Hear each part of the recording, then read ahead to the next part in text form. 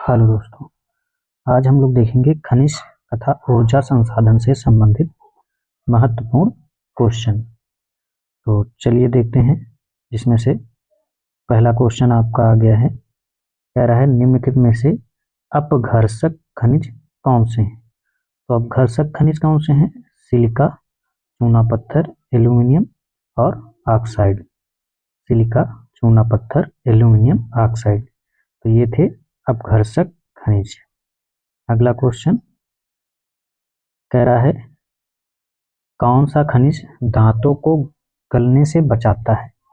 कौन सा खनिज दांतों को गलने से बचाता है? तो यह है फ्लोराइड, जो कि दांतों को गलने से बचाता है। अगला क्वेश्चन कह रहा है टाइटेनियम ऑक्साइड किससे मिलकर बना होता है। टाइटेनियम ऑक्साइड किससे मिलकर बना होता है? तो ये होता है रयूटाइल, इल्मेनाइट तथा इनाटेज। रयूटाइल, इल्मेनाइट तथा इनाटेज से मिलकर बना होता है टाइटेनियम। अगला क्वेश्चन कह रहा है हमारे कुल पौष्टिक उपभोग का कितना प्रतिशत खनिज होता है। तो कितना होता है? 0.3%। अगला क्वेश्चन कह रहा है खनिज कौन सा तत्व है।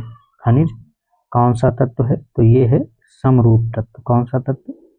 समरूप तत्व।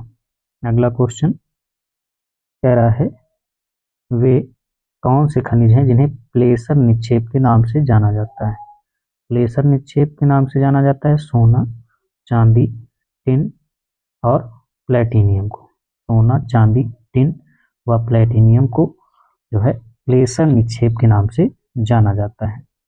अगला क्वेश्चन कह रहा है रैट होल खनन किन राज्यों में किया जाता है। तो रैट होल खनन उत्तर पूर्वी राज्यों में किया जाता है।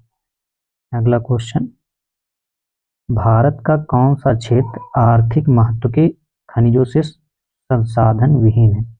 यानी कि कौन सा क्षेत्र जहां पर संसाधन नहीं पाए जाते हैं। तो जलोढ़ मैदान, यानी हम कह सकते हैं उत्तरी मैदान, जो कि संसाधन विहीन है खनिजों से संबंधित।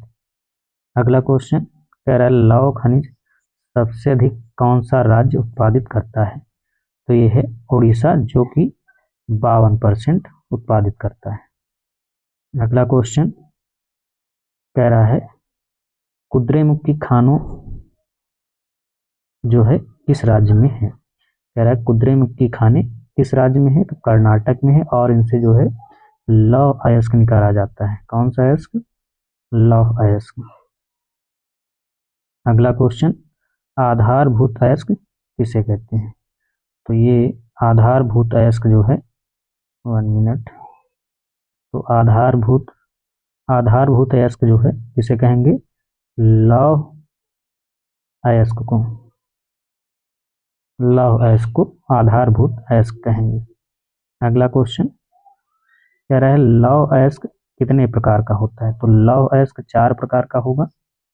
इसमें से 4 प्रकार का होगा। तो पहला आ जाता है जो कि सबसे अच्छा होगा लौह अयस्क, जिसमें से 70 से 80% अयस्क पाया जाएगा लौह अयस्क, मैग्नेटाइट आता है। Second number hematite, third number limonite और फोर्थ नंबर सीडेराइट। मैग्नेटाइट में 70 से 80%, हेमेटाइट में 60 से 70% के बीच में और लिमोनाइट में 50 से 60% के बीच में और सीडेराइट में 40 से 50% के बीच में पाया जाता है। अगला क्वेश्चन कह रहा है झारखंड का सिंहभूमि जिला किस लिए प्रसिद्ध है। तो ये प्रसिद्ध है लौह अयस्क के लिए और इसमें जो लौह अयस्क निकाला जाता है वो हेमेटाइट है। कौन सा अयस्क है? हेमेटाइट। अगला क्वेश्चन कह रहा है दुर्गापुर, बस्तर, चंद्रपुर, लाहौर लौह अयस्क पेटी किस राज्य में पाई जाती है। दुर्गापुर, बस्तर, चंद्रपुर लौह अयस्क पेटी किस राज्य में पाई जाती है। तो ये पाई जाती है महाराष्ट्र तथा छत्तीसगढ़ में। अगला क्वेश्चन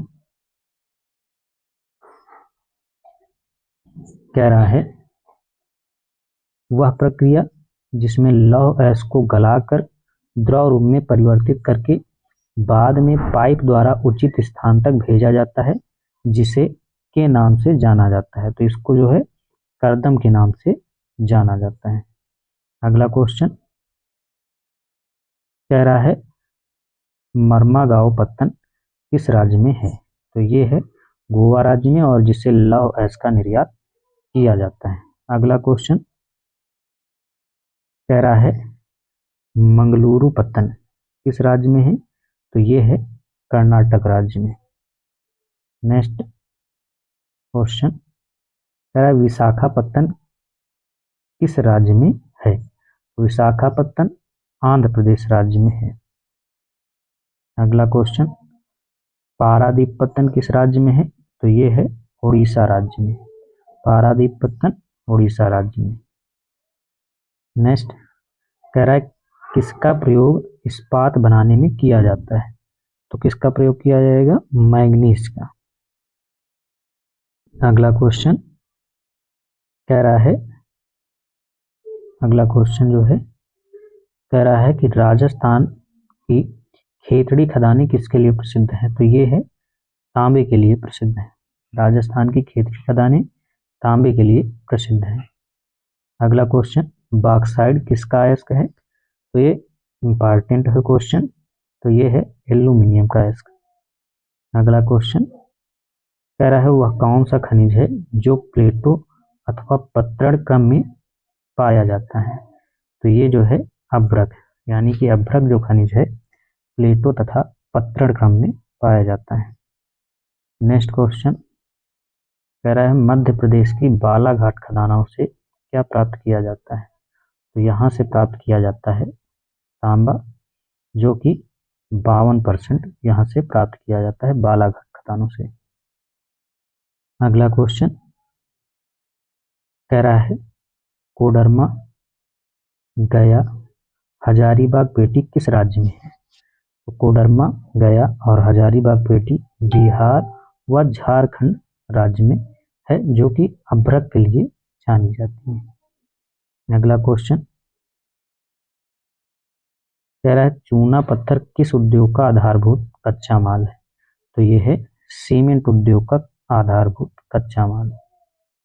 अगला क्वेश्चन कह रहा है घातक उद्योग या फिर किलर इंडस्ट्री के नाम से किसे जाना जाता है? तो खनन प्रक्रिया को ही किलर इंडस्ट्री या फिर घातक उद्योग के नाम से जानते हैं। तो ये थे इम्पॉर्टेंट क्वेश्चन। अब हम लोग देखेंगे कुछ जो महत्वपूर्ण खनिज हैं उनके बारे में। तो इसमें मैं आपको जो है देखिए, तो महत्वपूर्ण खनिज देखेंगे। तो इसमें देखिए जो कि आपका दर्शाया गया है लौह अयस्क को इस तरीके से दर्शाया गया है। लौह अयस्क की खाने इस तरीके से लौह अयस्क, निर्यात पत्तन, मैग्नीज, बॉक्साइट और अभ्रक इस प्रकार से दर्शाया गया है। तो सबसे पहले हम लोग देखेंगे अभ्रक के बारे में। तो कहाँ कहाँ पर अभ्रक प्राप्त होता है हमें, तो चलिए देखेंगे।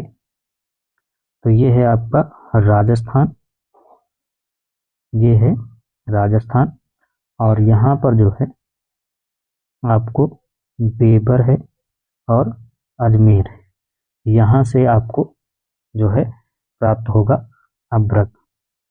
अगला बिहार में देखेंगे, तो बिहार में जो है गया में जो है पाया जाता है अभ्रक, और नीचे जो है क्षेत्र यहाँ पर हजारीबाग में पाया जाता है अभ्रक। अगली जगह देखेंगे, तो ये था आपका अभ्रक का। अभी हम लोग देखेंगे कुछ जो है लौह अयस्क की खाने और जो लौह अयस्क निर्यातक पत्तन है। तो सबसे पहले हम लोग पत्तन देखेंगे जो कि लौह अयस्क का निर्यात करते हैं। तो सबसे पहले हम लोग देखेंगे पारादीप पत्तन, उसके बाद विशाखापट्टनम, और उसके बाद है मंगलुरु पत्तन और उसके बाद है मर्मागांव पत्तन। यानी ये इतने 4 जो पत्तन हैं जिनसे लौह अयस्क का निर्यात किया जाता है। अगला हम लोग देखेंगे बॉक्साइट के बारे में। तो बॉक्साइट के बारे में हम लोग देखेंगे तो यहाँ पर ये है आपका बिलासपुर, अमरकंटक और मैकाल।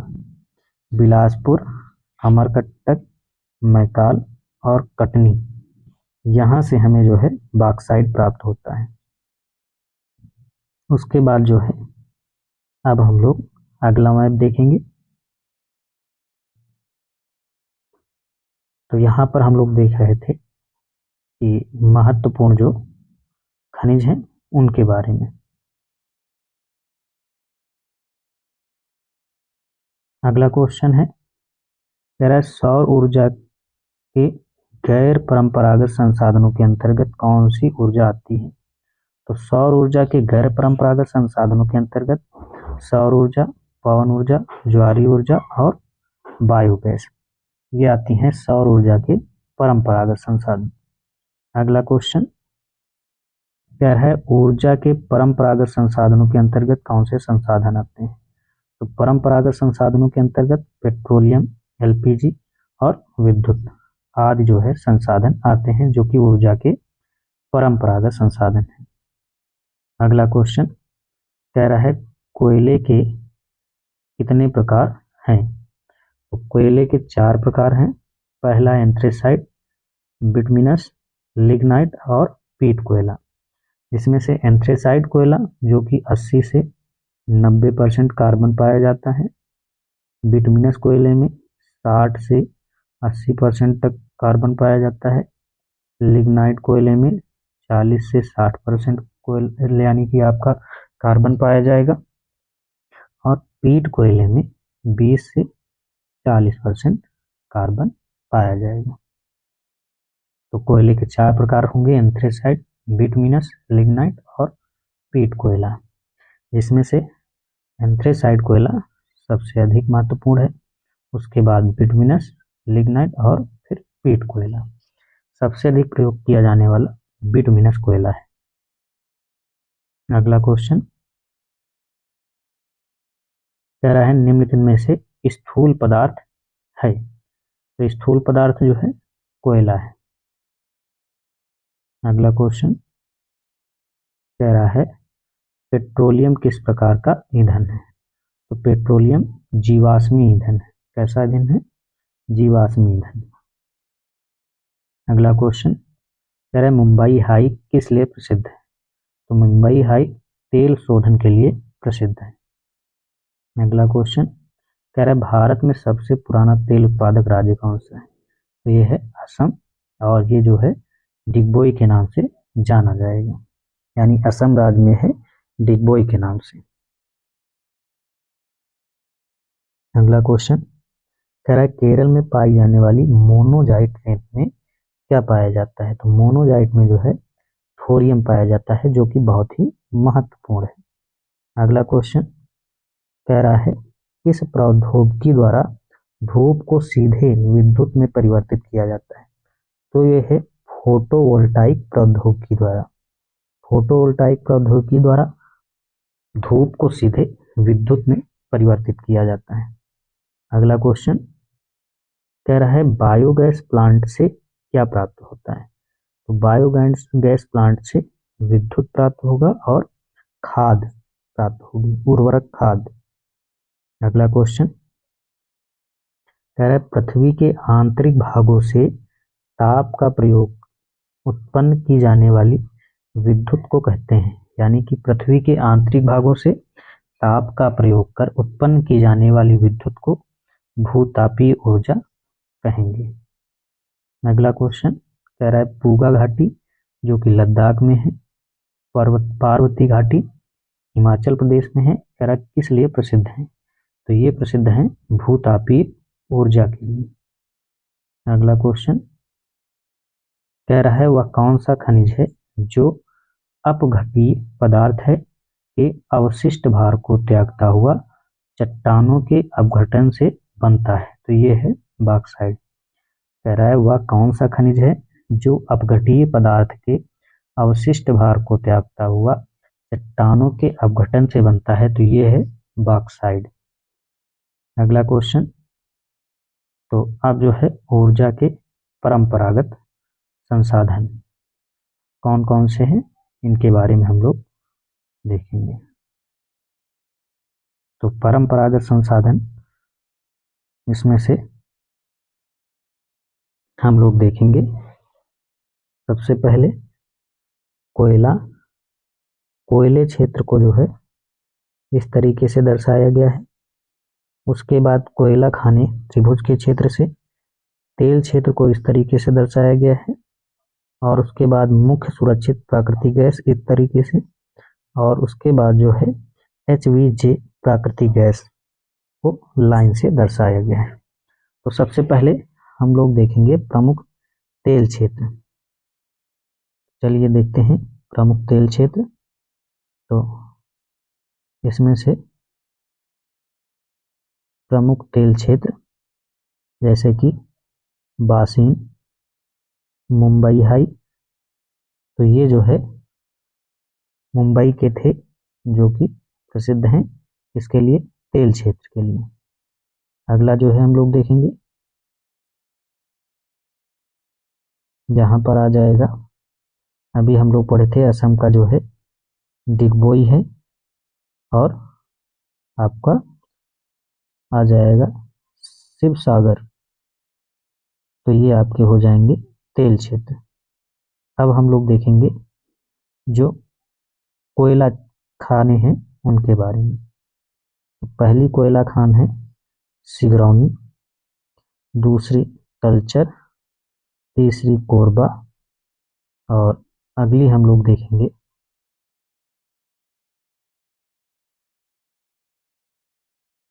अगली है बोकारो। बोकारो के बाद झरिया और रानीगंज, तो ये तीनों आपकी इम्पॉर्टेंट है, बोकारो, झरिया और रानीगंज। तो आपकी बोकारो, झरिया, रानीगंज, जिसमें रानीगंज आपका है पश्चिम बंगाल में, बोकारो और झरिया आपके हैं झारखंड। इसके बाद सिगरौली मध्य प्रदेश में है, और फिर आ जाएगा तलचर और कोरबा।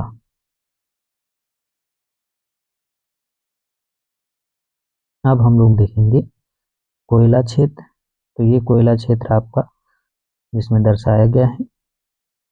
इसके बाद हम लोग देखेंगे ऊर्जा संयंत्र।